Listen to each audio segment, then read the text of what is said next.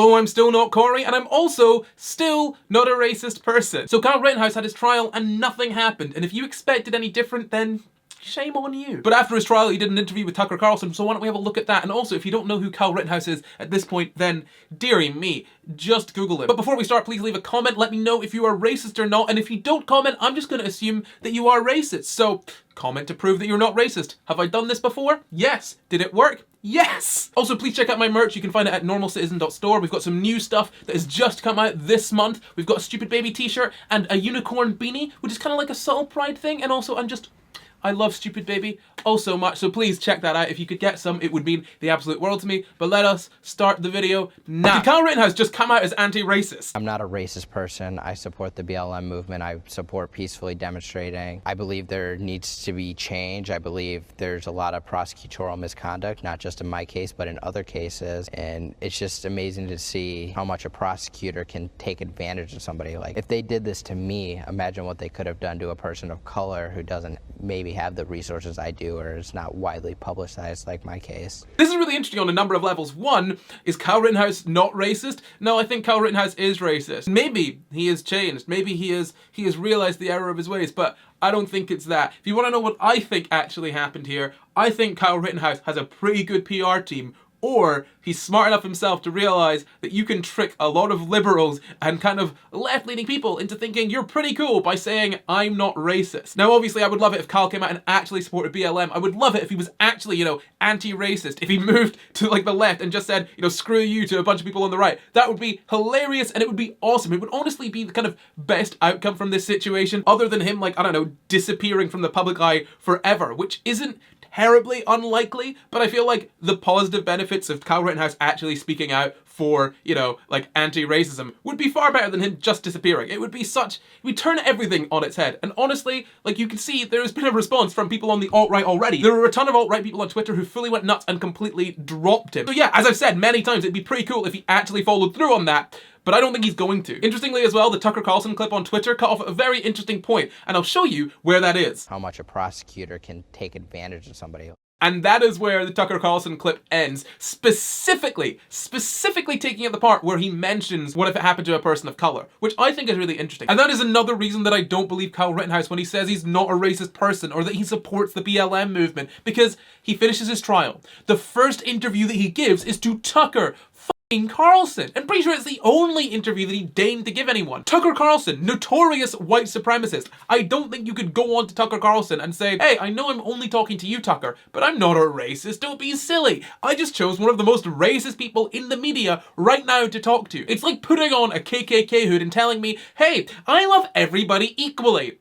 You do not get to get away with that one, my friend. You cannot get away with it. And I'm going to show you this clip that I found on Twitter. It is audio of Kyle Rittenhouse, apparently, and it wasn't allowed to be heard in court because it took place before the actions that caused the case began. Yes, of course, I found it on Twitter, and I'm going to double check this while I'm editing the video. So if this part is in the video, then I've checked it. There's a link in the description to something that kind of corroborates it. We good? Good. It looks like one of them has a weapon.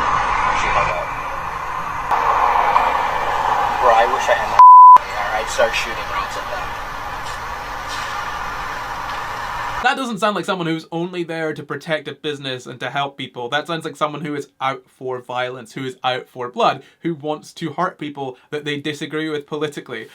Again, the whole thing with Kyle Rittenhouse is that he said it was just self-defense. He just went there to protect businesses and to be a sort of medic, and he was going around saying that he was a paramedic. Here's the thing. If you want to help people, if you want to be a medic, and you still want to protect yourself, you don't need a big f***off rifle, because when you have a big f***off rifle, people are going to be intimidated. People are going to see you as a threat, especially a white boy like you walking around looking like a goddamn white supremacist, because you probably are a white supremacist. Yeah, we've got the pictures to back that up. Walking around like that, people are going to think that you're not on their side. If he wanted to be a medic and just help people, he didn't need to take the gun. That is so unbelievably obvious. You can say it's for protection, but I feel like you're going to be in more danger with a big bloody rifle because people will see you as a threat rather than someone who is just helping people, who is just trying to stop people from getting hurt. People are far less likely to attack you in that instance, right? You must have taken the weapon because you anticipated some form of violence against you. Why would people be committing violence against you if you're just helping them? If you're literally trying to be a medic? That doesn't make any goddamn sense. To do with race, it never had anything to do with race. It had to do with the right to self-defense. Right. I'm not a racist person. I think it had a little bit to do with race, right? It happened at a Black Lives Matter protest. You went to the protest to protect businesses from the rioters. Like, I feel like you would not have gone out to do that if it was a different kind of protest. I think it's reductive to separate the Kyle Rittenhouse case from race, especially when he has ties to white supremacy. If you look at the pictures of him connecting him to white supremacists and the screenshots of his Facebook, which are covered in Blue Lives Matter stuff, I definitely think this case is about race, and I don't think that Kyle Rittenhouse isn't a racist person. I support peacefully demonstrating. He says he supports peacefully demonstrating, and that's interesting to me because he showed up with a weapon. He showed up with a gun, and like, yes, other people at the protest had weapons too, but it is inherently escalatory to bring a big off assault rifle and walk around intimidating people with it. I don't know what you expect. It's not going to stop violence when you bring something that is specifically used for massive amounts of violence. He brought a gun and killed 2 people. That is fully on him in my mind. Like, if you bring that weapon there for your own protection, I don't think people are necessarily going to be wanting to attack him as much if he wasn't walking around taunting them with a big fucking gun, right? So you knew that from the very beginning. A lot of people are like, oh, Kyle had time to meet with his attorneys to come up with this amazing defense of self-defense. No, that's not the case. This has been 100% self-defense from the beginning. I didn't know there was 100 cameras. I knew but I did know I was attacked and I defended myself. What do you think would have happened to you if there hadn't been the amount of video that there is? I can't even imagine. I don't think we'd be sitting here right now having this talk, Tucker. I disagree with that to an extent. I feel like, honestly, Kyle Rittenhouse would have gotten off pretty easy anyway. And ultimately, I'm not going to argue whether what he did was legally correct or not, because obviously it is. It held up in a court of law. In America, it is a perfectly legal thing to do. I would argue that it's morally wrong. And those are 2 very different things. Again, bringing a rifle and shooting people, it's bad. I think it's bad. You could say it's self-defense, but like, why did he have to defend himself? Maybe bringing the big rifle came into it. And I do think he was a dumb teenager. I think he's a dumb teenager that got fucking indoctrinated by the alt-right, like indoctrinated by white supremacists. I absolutely see that. On some level, I feel bad for him, but he went ahead and like killed 2 people. So it's a little harder to feel bad for him, you know? This is so ridiculous. You have a country where there is so much inequality that people are protesting, and also where a kid can get their hands on a weapon and murder 2 people at said protest. That is insane. It is insane. Honestly, America is batshit insane. That is like, I can't. No. So before this, I mean, you're 17 years old. Did you know how dishonest media coverage of events could be? I didn't. I've never seen something so polarizing in my life. It's obvious self-defense. If you look at the case, you look at the facts, no matter what your opinion is or where you stand, it shouldn't have been a political case. It was made a political case. I would argue that going to a Black Lives Matter protest with a weapon and killing people after having posted Blue Lives Matter stuff all over your Facebook, being tied to white supremacists, and also having a recording of yourself saying you want to shoot people with your gun, I think it's a bit of a political case. I'm hoping that people go back and understand the facts and watch the trial, watch the prosecutorial misconduct that I believe happened, and realize that I was an innocent 17-year-old who was violently attacked and defended myself. I wouldn't say innocent, I would say legally not guilty. Maybe splitting hairs here, but I think there's a difference between those 2. And yes, as I've said, he was 17. It is such a messed up thing to have happened, but he shouldn't have been there in the first place. A 17-year-old walking around with a weapon like that, it is absolutely asking for trouble. That is a problem in and of itself. How polarized it became is absolutely sickening. Yeah. Like, right or left. People using me for a cause that should never have been used as a cause. Hold on. People using you for a cause that should never have been used for a cause. Like Tucker or Carlson. Like, you... You can't say right or left. People use me for a cause whilst talking to Tucker Carlson. That is his entire shtick. Everything for him is a goddamn culture war. Everything for him is right versus left, man. And that is his whole thing. He is a white supremacist. Tucker Carlson is a white supremacist. He absolutely used your case. He absolutely did. And he's using it right now. He is doing it. He's doing that right now. It is insane. This whole public rehabilitation of Kyle Rittenhouse is... It's baffling. It's baffling that it's actually working on some people. That all he needs to do is say, ooh, BLM good, I'm not racist, and suddenly people are like, actually, maybe this Kyle Rittenhouse kid is okay. Maybe he's gonna be No! No!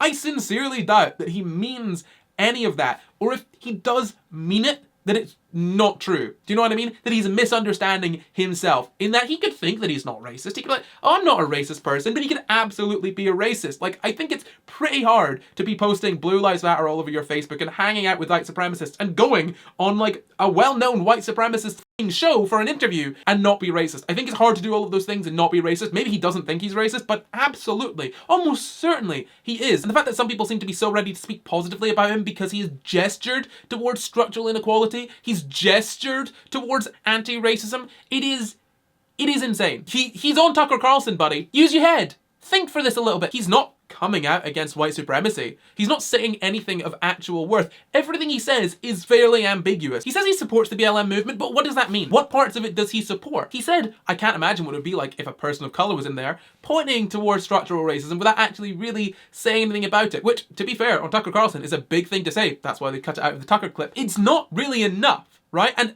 don't get me wrong, if Kyle Rittenhouse was to come out tomorrow and be like, hey everyone, I'm a leftist, I'm anti-racist, XYZ, I'd be like, cool, yes, honestly, this is a very useful thing. He would be a useful person, but that's not exactly what's happening here. And you probably need to see a little bit more evidence of him actually meaning it before you start praising him for it. Can you not see that this is just throwing people a bone to shut them up?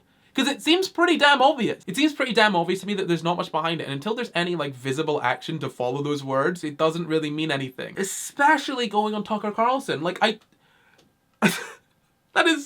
that's mental, right? You could go on Tucker Carlson and say, I'm not racist, and people will believe you? Mad. Absolutely mad. That's it, no more Rittenhouse, I'm done. I don't really know what else we could say about this, so let's just end the video here. But first, let me know in the comments if you enjoyed this video, if you're interested in hearing more, because I might do an essay on this whole topic over on my main channel, and I've also got more clips of the interview, so I could do another video on here that is more similar to this. So yeah, get down in the comments and let me know if you want to see more. Thank you very much for watching. Please don't forget to like this video and subscribe to my channel. It helps a ton. It also helps a ton when you check out my merch and maybe buy some. It's really good. It's really nice. I like it. And also you get like a fun little note from me when you buy some. Isn't that nice? So check that out. Also, you can check out my podcast, you know, all the usual stuff, blah, blah, blah. You could join my Patreon though, which helps an amazing amount. You can see my patrons going past here. Thank you to all of them. And an extra special thank you to Renegade and Sarah, because they're just very nice patrons. They're very nice. Little round of applause for them. Thank you very much. I think that is all for now. So goodbye.